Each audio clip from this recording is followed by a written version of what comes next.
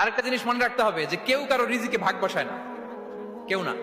আমরা অনেকে মনে করি যে আমি ওকে দিলাম, ওকে খাওয়াইলাম, আমি বোধহয় খাওয়াইলাম। না, সে আপনারটা খায় নাই, সে তার রিজিকই খেয়েছে।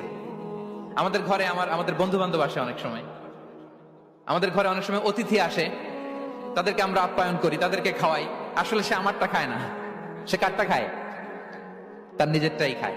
বিষ্ণু ইসলাম এটা খুব সুন্দর করে বলেছেন। ওনার কাজিন চাচাতো ভাই আব্দুল্লাহ ইবনে আব্বাসকে একদিন অনেক নাসিহা করছিলেন। করতে করতে এক পর্যায়ে তিনি বললেন, ওয়া আলাম, ইবনে আব্বাসকে বলছেন, ওয়া আলাম আন্না মা আসাবাকা লাম ইয়াকুন লিইখতিআক ওয়া মা আখতাআকা লাম ইয়াকুন লিইউসিবাক।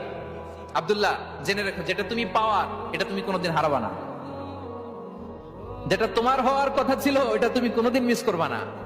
আর যেটা তুমি পাওয়ার কথা না, গোটা বিশ্বের সব শক্তিকে হাতের মুঠোয় আনলেও সেটার দেখা তুমি পাবে না, পাবে না।